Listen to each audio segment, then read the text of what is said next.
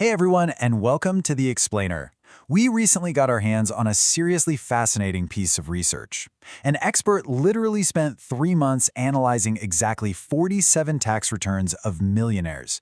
We're talking doctors, tech execs, real estate investors, people living totally different lives. But looking closely at the data, this crazy pattern emerged. They all shared a massive secret for legally slashing their tax bills. So in this quick 10-minute explainer, we're going to use some awesome animations to unpack exactly what they're doing. All right, here's our roadmap for this investigation. First, the tax gap. Then, 3 specific loopholes: the backdoor Roth, cost segregation, and charitable trusts. After that, we'll tackle the CPA problem. And finally, hit your next steps. We're totally bypassing the confusing financial jargon and diving straight into the actionable stuff. Section 1. The tax gap. Time for a quick reality check. Okay, let's dive right into this. Before we even get to the loopholes, we have to understand the staggering disparity in our tax system. 26%. This is the average effective tax rate for an American sitting in the top income bracket. If you're a high earner simply cashing a standard paycheck, this is probably your baseline pain point. A massive chunk of your hard-earned money is just getting carved out and sent straight to the government. And, it feels completely unavoidable. But then we look at the ultra-wealthy. People with $10 million or more in assets pay an average effective tax rate of just 8 to 14%. Seriously, let that sink in for a second. They are making exponentially more money, but keeping a vastly larger piece of their financial pie. They're paying just a fraction of the percentage in taxes compared to the average high-income worker. And I want to be perfectly clear right now. That gap is not luck. It is pure calculated strategy. Former Senator Don Nichols once hit the nail on the head. He said, the tax code is 10 times the size of the Bible, with none of the good news. But here's the secret. Buried deep inside all of that complex, intimidating, hundreds of pages long code are real, completely legal advantages. It's like a giant puzzle, and the wealthy have teams of people hunting down the missing pieces. But guess what? You don't need a massive legal team. You just need to know exactly where to look. And that brings us to the actual strategies. Buried in that code are 3 specific, legitimate IRS-approved loopholes found over and over again in those 47 returns. We've got the backdoor Roth for high earners, cost segregation for property owners, and charitable remainder trusts for folks with highly appreciated assets. The absolute craziest part? The risk level for all of these is incredibly low, while the annual tax savings can easily reach well into the 6 figures. So let's break down exactly how each of these mechanics works. Section 2. Loophole 1. The backdoor Roth, also known as the income limit workaround. So here's the huge frustration this strategy solves. If you're single and make over $146,000 or married making over $230,000, the front door to a Roth IRA is legally locked. The government literally just says you make too much money to contribute directly. But 38 out of the 47 returns we looked at used a sideboard. Here's how. Step 1, you contribute money to a traditional non-deductible IRA. This has absolutely no income limit. Anyone can do it. Step 2, you immediately convert that money over to a Roth IRA. Because you just deposited and it hasn't had time to grow, there are 0 gains to be taxed on during the conversion. And step 3, the whole shebang now sits in a Roth IRA where it grows completely tax-free forever. Quick aside though, if you already hold other pre-tax IRA money, you definitely need to ask a CPA about the pro rata rule, just to make sure the math is exactly right. So what does this all mean? Well, the crucial point is the long-term impact of this simple maneuver. To put this into perspective, if you contribute the maximum $7,000 a year starting at age 40, assuming average market returns, you could accumulate over $400,000 in completely tax-free retirement money by age 65. That's enough to completely change your retirement lifestyle. And when you go to pull that money out, you owe 0 taxes. None. No way, right? But Congress explicitly knows this backdoor is open, and they actively choose not to close it year after year. Section 3, Loophole 2, Cost Segregation, or the Depreciation Accelerator.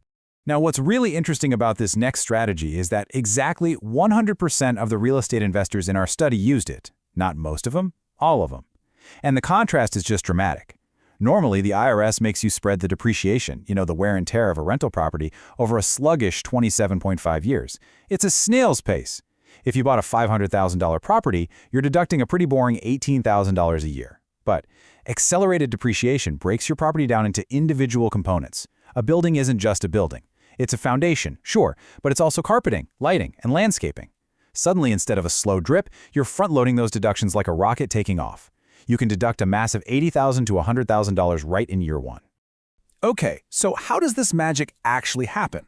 Well, you hire a qualified engineer to do a study that reclassifies the property components into shorter lifespans. Because of current bonus depreciation rules, you can immediately deduct 60% of those qualified costs in 2026. Now, yes, the engineering study is going to cost you between $3,000 and $10,000 upfront, but pause for a second and consider this. It typically yields a staggering 10-to-1 return on that cost in tax savings in the very first year. In the returns we analyzed, this specific strategy reduced taxable income by an average of $62,000 immediately. If you own an investment property, this isn't just helpful, it's an absolute game changer. Section 4. Loophole 3. Charitable trusts. Give it away and keep the income. Let's move to our third strategy and see how this builds into an incredible wealth preservation tool. This one was found in 19 of the 47 returns, primarily among folks who are exiting businesses or holding highly appreciated stock. The concept here is wonderfully counterintuitive. Give the asset away so you can keep the income. Say you bought stock for $50,000 that is now worth $500,000. Normally, selling it means taking a massive hit on capital gains tax. Instead, step 1, you transfer that asset into a charitable remainder trust, or CRT for short. Step 2, the trust, which is tax-exempt, sells the asset completely tax-free. This keeps your entire $500,000 principal perfectly intact so it can be reinvested. And step 3, the trust pays you a 5 to 8% income stream for the rest of your life. Plus, you get an immediate partial charitable deduction just for setting it up. When you eventually pass away, whatever is left in the trust goes to a charity of your choice. It's truly amazing. The impact of this single move is absolutely undeniable. To put that into perspective, on that $500,000 asset, a normal traditional sale triggers a massive $90,000 tax bill that you have to pay the government immediately. But using the charitable remainder trust strategy, zero. You completely legally avoided handing the IRS a massive check. You literally took a non-income producing asset, turned it into a lifetime income stream, preserved your wealth, and made a meaningful charitable gift. It's a brilliantly engineered sequence, all in one move. Section 5.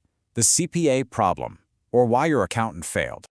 Now you might be wondering, if these strategies are so incredibly great and totally legal, why in the world hasn't my accountant ever mentioned them to me?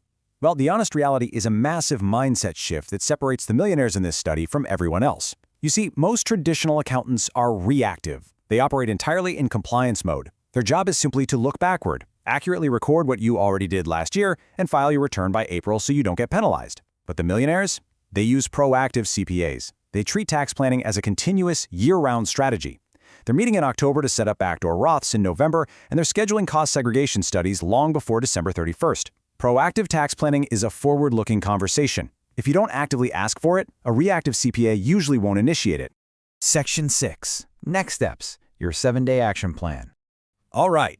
Knowledge without execution is just trivia, right? So here's your action plan to break out of that compliance model and take proactive control of your wealth, using the exact same strategies the ultra-wealthy use. Step 1. If you're a high earner, look at your income.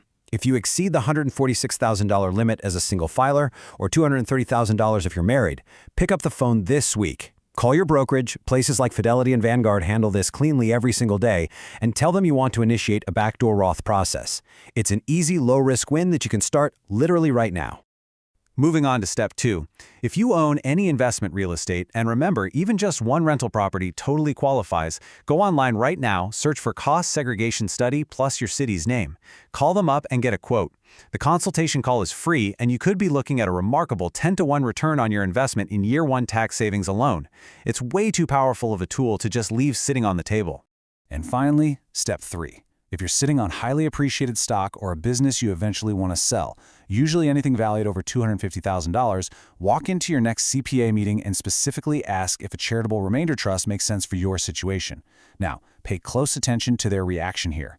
A truly great accountant will light up with ideas and immediately start mapping out a strategy. A mediocre one, well, they'll fumble, make excuses, or try to change the subject. And if they fumble, it's probably time to find a new accountant who knows how to play offense. So the ultimate takeaway from deeply analyzing these 47 returns is actually remarkably simple. The wealthy do not have a different secret tax code written just for them. The IRS put these exact same strategies in the rules for everyone.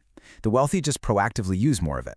Now you have the playbook, the mystery is solved, and the tools are right there in your hands. So the only question left is, what will you do next? Thanks so much for joining me on this explainer, and I will see you next time.